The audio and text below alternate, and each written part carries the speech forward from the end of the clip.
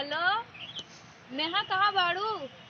हाय का बानी आवत तानी का भइल? आओ, बहुत जरूरी बात करे। ठीक है बा आवत तानी तो बताई हो वहीं रहो। जल्दी आवा।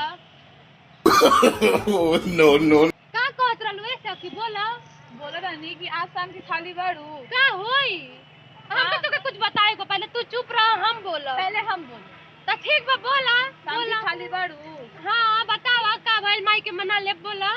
आज हमरे बॉयफ्रेंड के बर्थडे है, चलबू? के खियाइबू ना? तो चलबू तो तुम्हें खियाइबे। ठीक बा। करी बता भाई बॉयफ्रेंड का होला बुढ़ाऊ तो बॉयफ्रेंड माने ना जानलू? ना हो बताई तू। जिससे एक लड़का लड़की से प्यार करेला ना। अच्छा हाँ वो बुड्ढा बॉयफ्रेंड। हाँ हाँ हाई। अच्छा वो अच्छा हाँ। हम ना जाननी हो। अच्छा चलो ठीक बा। अच्छा ठीक बा हम आई ठीक बा। आइबू जरूर। हाँ हमरो के बिया तो बॉयफ्रेंड का कहलू बुढ़ाऊ बॉयफ्रेंड हाँ। चाहिए। तो चला आइबू तो मिल जाई। ठीक बा हम नंबरवा दे दी हम बतियाई।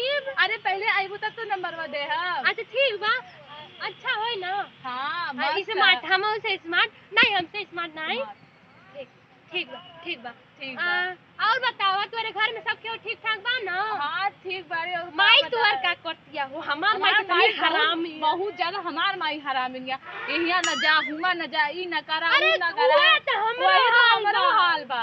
मन तो करेला मोबाइलिया कपड़ा पटक दे जाके ओकरे मोटकी हमरे तो मन करेला ओके मोटकी पूछ दी। अच्छा चाय दो का कल माई होखेला। चलो ठीक बा। साजिक मुलाकात होई।